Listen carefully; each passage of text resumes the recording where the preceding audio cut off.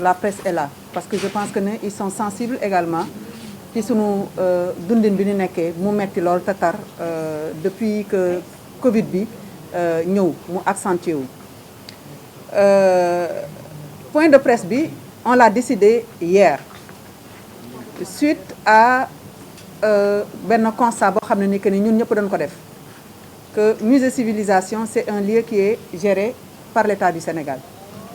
et il y a des activités yoo xam ne ni que ni dañ ko fay tenir muy ay activités yoo xam ne ni que ni ay spectacle la démb ñun bizarrement fan yi yëpp ñoo nekkoon en négociation avec l'État bi ñu mujjee dem Daniel wax na ko tout à l'heure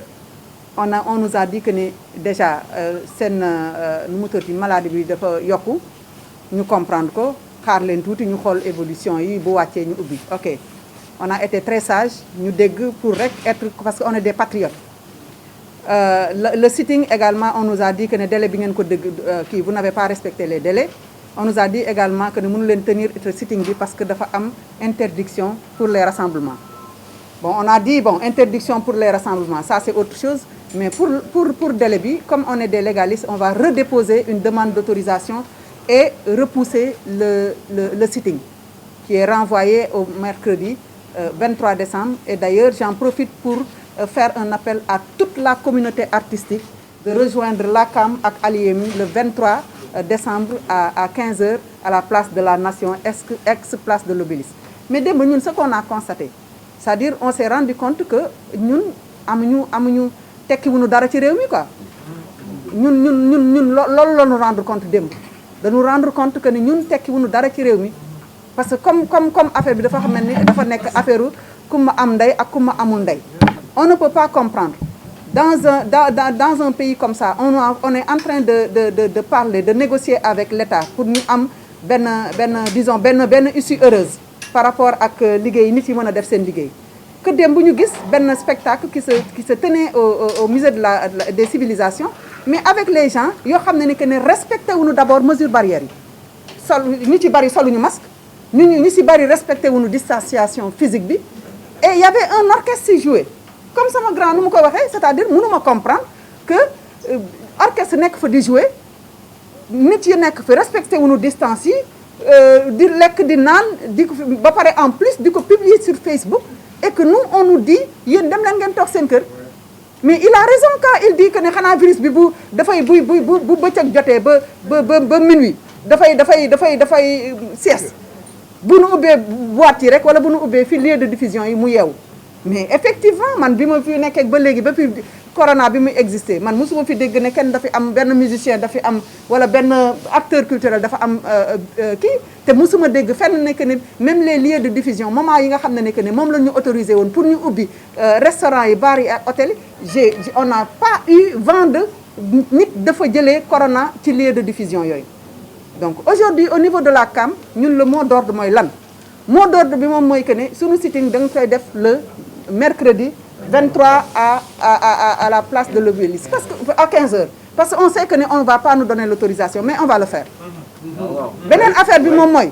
mooy que ne on demande à la communauté artistique d'aller travailler dem liggéey rek nanu dem liggéey parce que ñun amatuñu ci mbir mi lenn parce que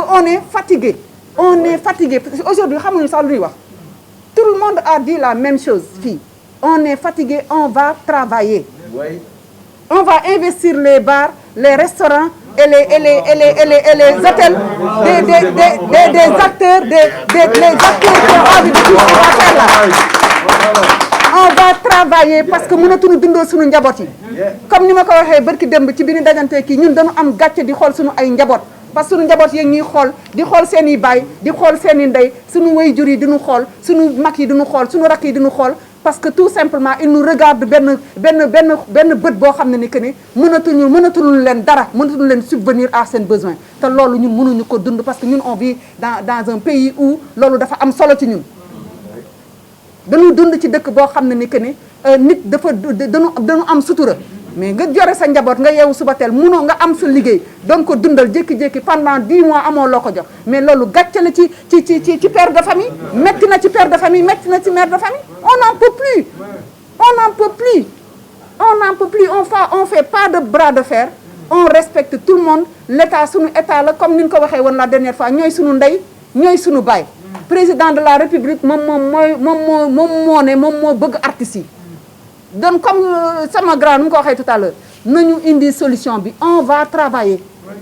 on demande aux restaurateurs on demande aux hôteliers on demande également à tous les gens qui disposent de lieux de spectacle boo xam ne que ne ça prend moins de 500 personnes pour le moment comme nañ ko waxee woon dañu autorisé woon arrêté bi la dernière fois de venir de nous aider à soutenir ce combat là et d'ouvrir boo leen ubbee ñu ñëw jouer pour nit yi xoraatu te ñu dem dundal seen njaboot wasalaam jërëjëf. Et maa ngi nuyu tous les artistes qui sont là et je crois que ce combat là maa ngi remercier vraiment yéen ñëpp yéen ñi ko mené woon depuis le début et moi j'étais aussi très constant dans les réseaux sociaux depuis le mois de mars maa ngi dénoncer ces genres de faits. Une loi wala un décret est valable pour tout le monde ñun on est resté 9 mois sans travailler pourtant on a créé des emplois dans ce pays et souvent may dégg ñu ne musique caaxaan la et j'ai répondu aux gens bu dee musique caaxaan la Youssou Ndour du caaxaan bi am télévision Youssou Ndour du caaxaan bi am rajo Youssou Ndour du caaxaan bi am journal muy employer des gens yoo xam ne ils ont des diplômes. Il faut qu'on revoie cette copie-là de dire que musique caaxaan la non je suis désolé et j'ai tout le temps dit dès le départ encore que le Covid on peut le soigner mais la faim kenn du ko soigner boo xiifee nga dem ci docteur dafa ne lekkal. Alors moi la question que je me suis posée c'est depuis avant-hier quand j'ai écouté Daniel et j'ai écouté Ngoné ñuy wax le ministre bi wax j'ai rencontré que bu affaire bi wàññeeku ma dañu mën a ubbi et j'ai posé la question les 9 mois que les boîtes étaient fermées où était le Covid fan la nekkoon 9 mois qu'on a fermé ici les cas augmenté jusqu'à 300. Est-ce que le ministre ne se rappelle pas de ça ou il n'était pas là parce que wax tamit mën nga wax sans nga offenser nit mais quand tu es dans tes droits da ngay wax man sama nature moo mel ni noonu moo tax ma ne si j'étais là-bas man dañ may tëj si réunion boobu parce que dinaa regarder le ministre en face nekk fan nga nekkoon bu ñu tëjoon fii boîte yi 9 mois et les cas augmentés est-ce que le virus si boîte bi la juddoo. Est-ce qu'on a une fois déclaré au Sénégal que musicien am na corona? Non. Allez dans les écoles. Allez au marché. Regardez, mais là, il y a des mesures barrières. Là, il y a des mesures barrières. Distanciation. Allez dans les bus, est-ce qu'il y a une distanciation? Finalement, la communication a faussé dès le départ. Même si Covid amna, c'est la communication a fait douter la population. C'est l'existence même de ce virus. Nous nous communiquons là. Cette communication n'est pas bonne. Finalement, tu ne peux pas comprendre on joue à quoi. On joue à quoi? Nos enfants sont à l'école. Les gens qui ont joué, fin du mois, qui va payer les factures?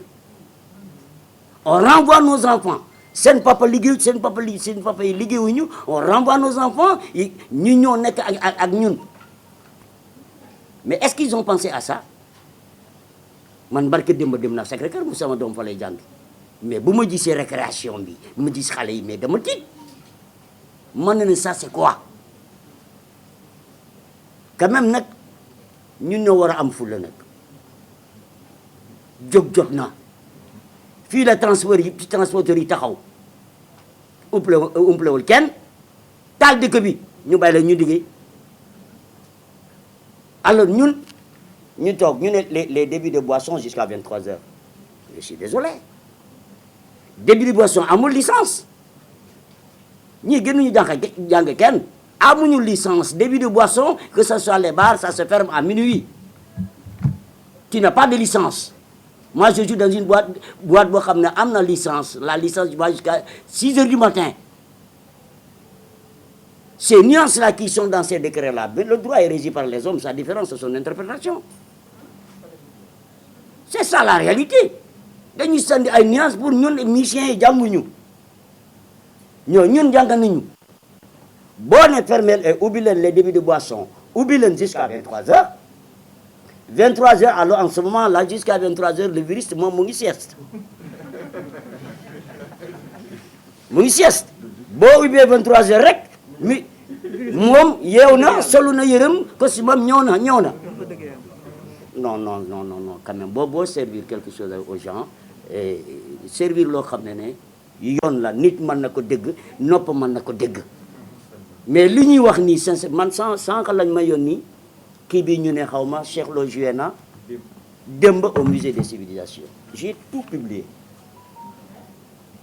J'ai interpellé hier dans Facebook le ministre, je l'ai répondu. Li ma def titre bi dama ne je réponds au ministre de l'Intérieur.